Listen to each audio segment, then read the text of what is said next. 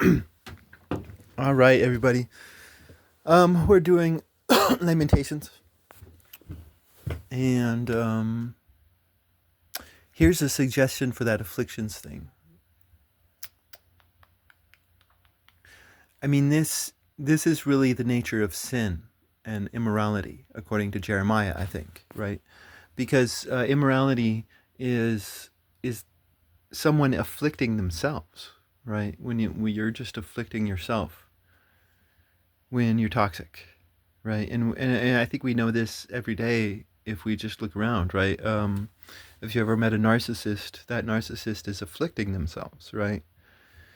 The murderer afflicts themselves because they have this emotional and mental imbalance within, and so they're just like have to just stab and kill. So the murderer is afflicting themselves. Obviously the addict afflicts themselves, right? And so yeah, that to me makes sense, right? Because it's all about, like, this is Jeremiah. He's concerned about the morality of the Jewish people, and he wants the top Jews to be in charge, right? The top Jews who merit it, you know. Not just because they have money or status or whatever, right? Uh, fluff, fluff. There's another thing I thought of. Okay, um, because in that last one, I was getting confused, like, because he kept, talking about my this, my that, and at points in the text, it's obviously Jerusalem that's talking. So Jerusalem is talking about my soldiers are all dead and my women are being, raped. Um, but I was confused because this could also be Jeremiah speaking, right? And if you think about, right, because I believe that Jeremiah believes in a light theocracy, right? So when he's talking about my people, like that's Jeremiah's people, so Jeremiah is lamenting, like, what I'm saying is that there's definitely multiple, this is poetry. You can have multiple emotions at once happening. Oh my god, right? Like, what a concept. um and so, I said that he was mocking, he was angry, but he can also be sad at the same time. Like, Jeremiah is a human being like the rest of us. And so I think that the text, the first one, Lamentations 1, could definitely be Jeremiah and Jerusalem speaking at the same time, possibly. Um, do do do do. All right. I don't know. What do you guys think? So Lamentations 2. How has the Lord darkened in his wrath the daughter of Zion? He has cast down the glory of Israel from heaven to earth, and has not remembered his footstool. In the day of his wrath, the Lord has overwhelmed her as in the sea, and not spared. He has brought down in his fury all the beautiful things of Jacob. This is like, I don't have to really comment on this because this is obviously mocking right here. Um, and again, like, I'm thinking of the Phoenicians here, because the Phoenicians um, are all about glory. The Phoenicians make themselves heavenly on earth. The Phoenicians care about, beautiful things, right? Um, and the Phoenicians are all about the sea too. So um, this is Canaanite influence, bad Canaanite influence on the Jewish people. That's what I see going on here, definitely. Oh my God. Because I mean, for Moses, Moses wanted the Jews to be Habaru, right?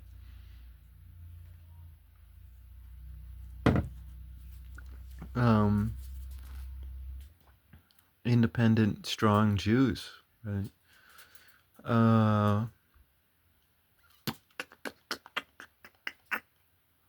he didn't want them to be suffering in factories. But anyways, yeah, no, total mocking right here. He has brought down in his fury all the things of Jacob. He has brought down to the ground the strongholds of the daughter of Judah. He has profaned her kings and her princes. So what is the stronghold of the daughter of Judah, right? Instead of a Jewish woman who doesn't need a man, an independent Jewish woman who doesn't need a man, the daughters of Judah seem to have strongholds, right? And if you know anything about human nature, I think we know what's going on here. um, Profaned her kings and her princes, right? So Jeremiah is criticizing the Jewish women for being weak,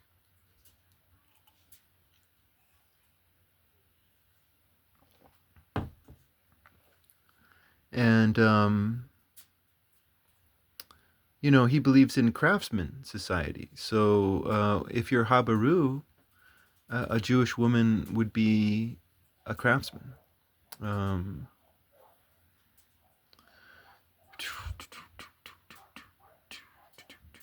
but that's not what's going on here. This society is a lot like our own, where the women are more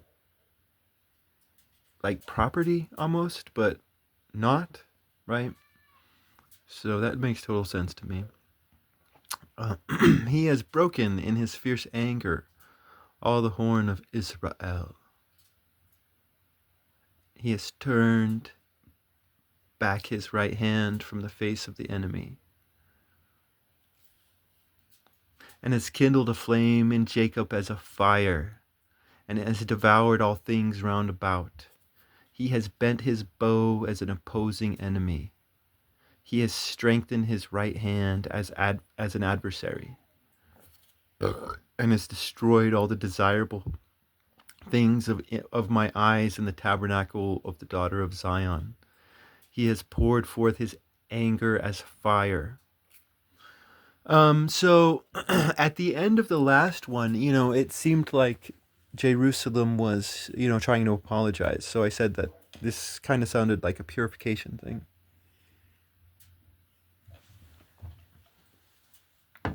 And I think this is more purification. Like God is angry at the immoral and unrighteous Jews. And so, um, here Jeremiah is almost celebrating the downfall, rather than lamenting, right? Because Jeremiah is disgusted with this Phoenician Jewry, that doesn't care about the heart, right? The Yahweh is a searcher of hearts. It's all about heart. That's where real value is. It's not in money. It's not in beautiful things. It's not in telling people what to do, right? Um, right? Strongholds and kings and her prince. It's not in telling people what to do. Um, but God is the one destroying Israel right now, right?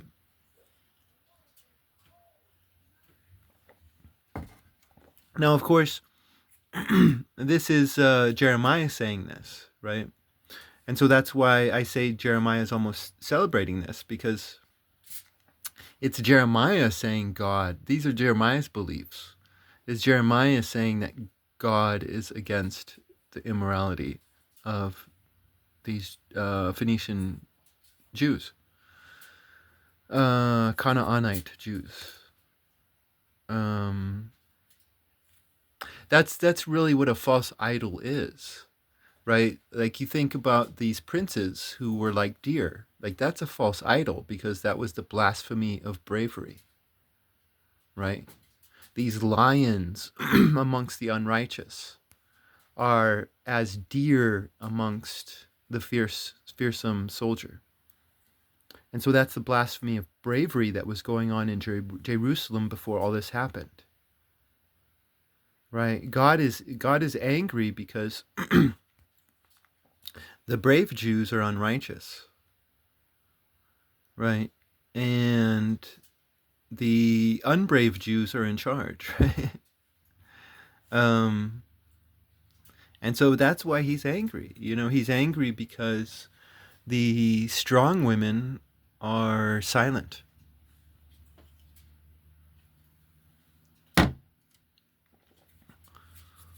while the daughters of Judah are celebratory before the fall. He has bent his bow as an opposing enemy. See, God is the enemy. He has strengthened his right hand as an adversary and has destroyed all the desirable things of my eyes in the tabernacle of the daughter of Zion. Okay, so this is an interesting line right here, right? He has strengthened his right hand as an adversary, right? Um, so if you look at Moses, Moses gets Aaron, and Aaron does all the speaking while Moses is in the background, right? Aaron uh, is Moses' Ninurta, right? He's right, and it's the same with Samuel and David. David is Samuel's Ninurta, and David or Samuel's in charge, not the idiot boy David. That's what a right hand is, right? That is what a right hand is. Aaron is Moses' right hand. Um, David is Samuel's right hand, right?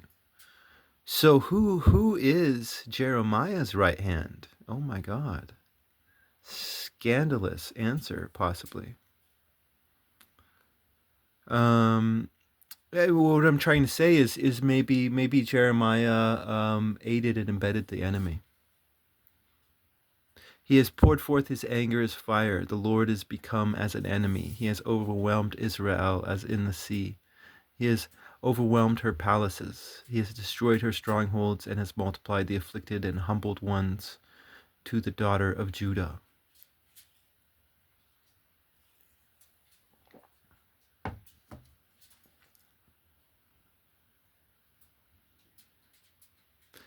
He has scattered his tabernacle as a vine. He has marred his feast. The Lord has forgotten the feast and the Sabbath which he appointed in Zion, and in the fury of his wrath has vexed the king and priest and prince. Right? Jeremiah is very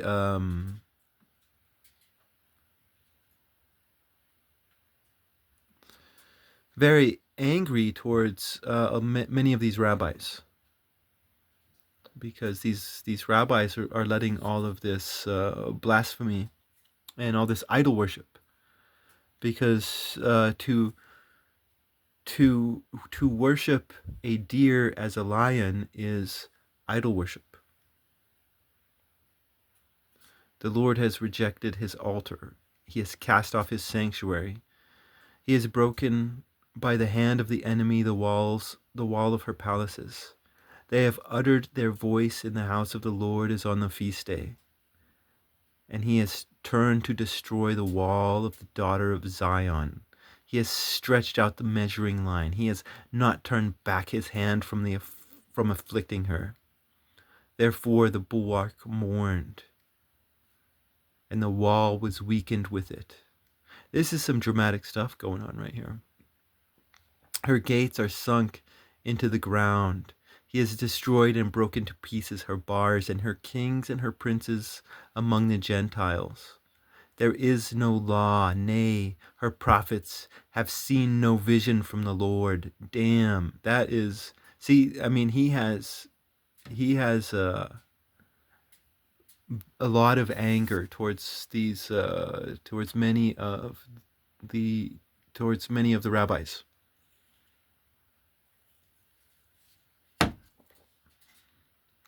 because you can feel it in this line right here. Oh my God.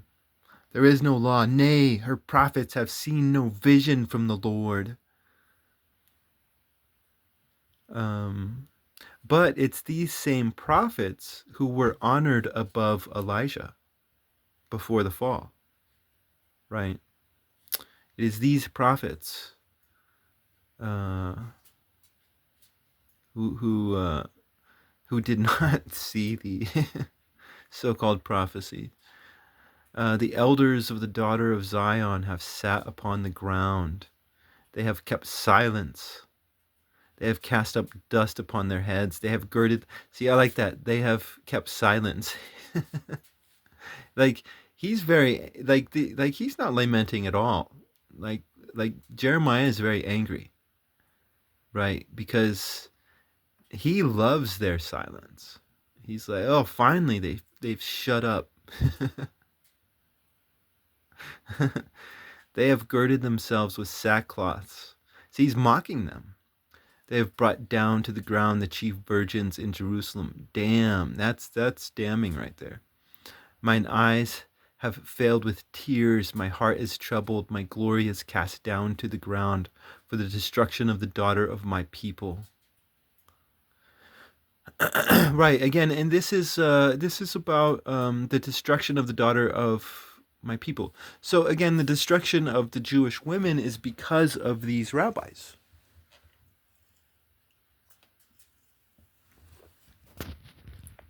Because Jewish women should be strong, you know, but they are not. So yeah. While the infant and suckling swoon in the streets of the city, they said to their mothers, where is corn and wine? While they fainted like wounded men in the streets of the city, while their souls were poured out into their mother's bosom. Damn, like he's mocking the weakness of these Jewish men.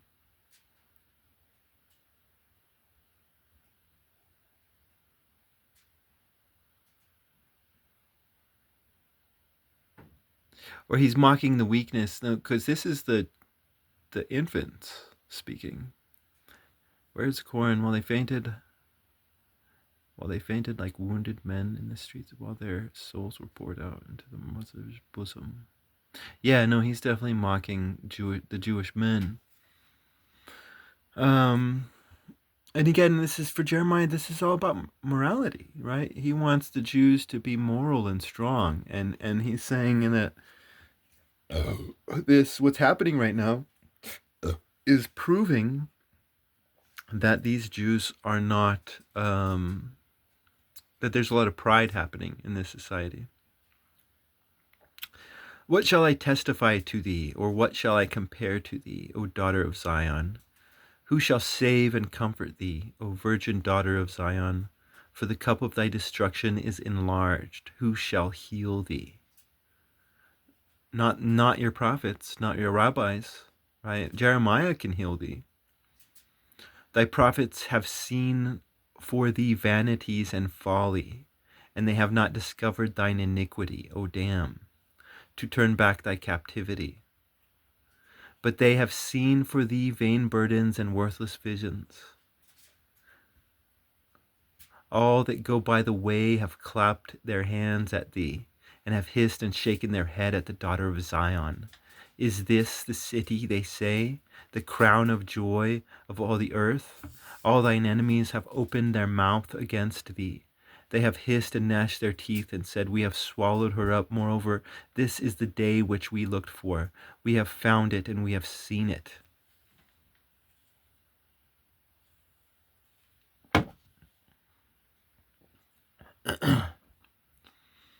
Damn, Jeremiah is On fire, huh? Damn. The Lord has done that which he proposed. He has accomplished his word. Even the things which he commanded from the ancient days he has thrown down, and has not spared, and has caused the enemy to rejoice over thee. He has exalted horn of him that afflicted thee. Their heart cried to the Lord, ye walls of Zion, pour down tears like torrents day and night. Give thyself no rest. Let not the apple of thine eyes cease. Arise, rejoice in the night at the beginning of thy watch. Pour out thy heart as water before the face of the Lord. Lift up thy hands to him for the life of thine infants, whom faint for hunger at the top of the streets. Behold, O Lord, and see whom thou hast gathered thus. Shall the women eat the fruit of their womb? The cook has made a gathering. Shall the infants sucking at the breast be slain? Wilt thou slay the priest and the prophet in the sanctuary of the Lord? The child and the old man have lain down in the street. My virgins and my young men are gone into captivity. Thou hast slain them with the sword and with famine in the day of thy wrath. Thou hast mangled them.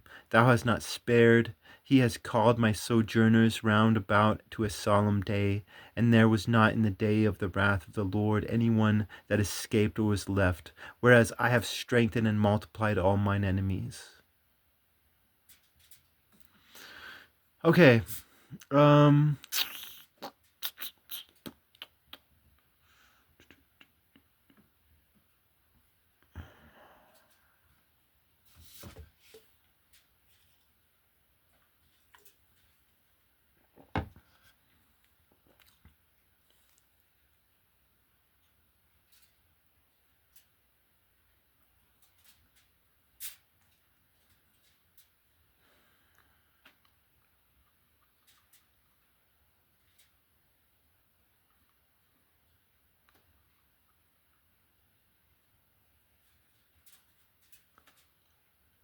So, okay, here it is, up at the top. The Lord has done that which he proposed. He has accomplished his word, the things which he commanded from the ancient days. Right? So, Jeremiah right here is putting this into the context of Moses, right? Because Moses says that the Jews are going to be like the stars in the sky.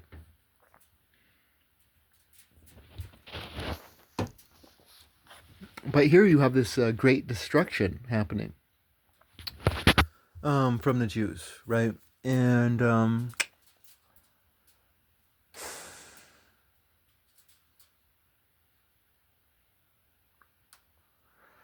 I mean,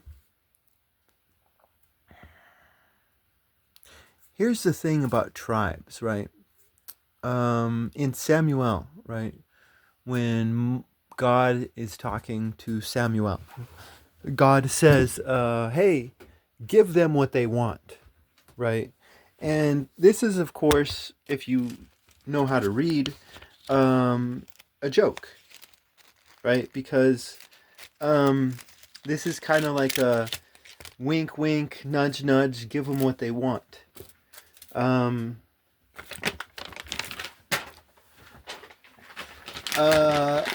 Samuel was always in charge, right? God was just like, hey, you know, build up a puppet. Build up a puppet and give them what they want, right? That's exactly what Samuel did. Samuel was always Samuel took over, right? Samuel took over, and Samuel's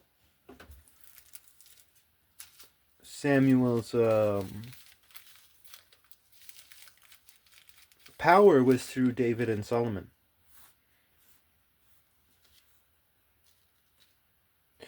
I mean, they didn't even choose the rightful heir to be David's heir. They chose a bastard kid. Samuel just chose whoever he wanted, and he liked Solomon. So, I mean, what you have to understand is that by putting this in the context of Moses, or yeah, of the promise of Moses, I think. Um, what he is doing is it's really telling you what a tribe is, right? Because the Jews of this time, just like the people of our world today, believe that a tribe is the leaders of the tribe, right? But the problem with this is not only the Irish,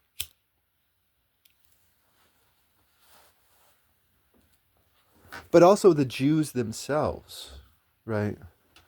You can also add the Polish into it. Maybe not the modern Polish, but the Polish for the past, for like 300 years.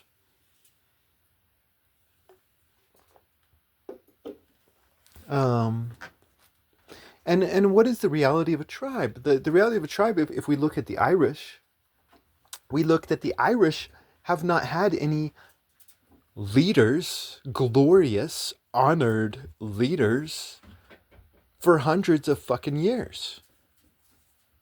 The Irish have not had leaders for hundreds of fucking years. And yet the Irish are still a tribe.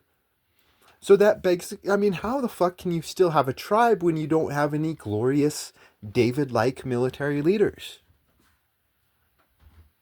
Right? And it's the same with the Jews. The Jews have not had any great, glorious Alexander the Great type leaders, which Alexander was in debt to a bunch of financiers, so he was not that great. An idiot who obviously was destined to be killed, but whatever. Um,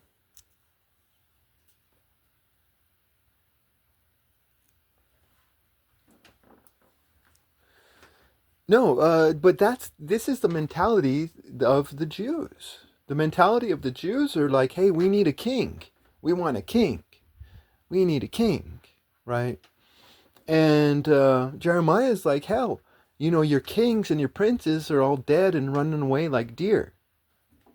You know, but you, the Jewish people, will survive. And how did the Irish survive as a tribe? They survived because they had a priesthood.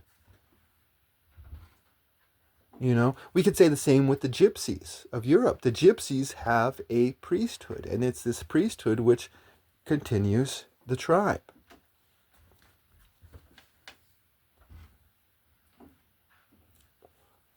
Um, you know, I mean, oh my God, there's so many examples. The Native Americans um, have not had any leaders, and the only leaders that they've had are a lot of them are getting paid um, by corrupt American officials and shit for hundreds of years. Right? But it's the Native American shamans who have kept the tribes alive. So on and so forth, right? It's like Jeremiah doesn't care about the destruction of this false nationalistic Judea. Right? He doesn't, because the power of the Jews are within their law and their morality. That's where the true power of the Jews come from. It doesn't come from the giants. Right? Moses was against the Canaanite giants. Just as obviously Jeremiah is too. So, yeah, you know, I mean, with that first one, you know, it did look like at the end there, Jerusalem was repenting. And now in this one, we have God just pissed off as fuck. Rah! And, but that's more of the purification, right? That's more like Jeremiah is just trying to say, hey, get back to love and bravery and especially wisdom, and you Jews will be fine.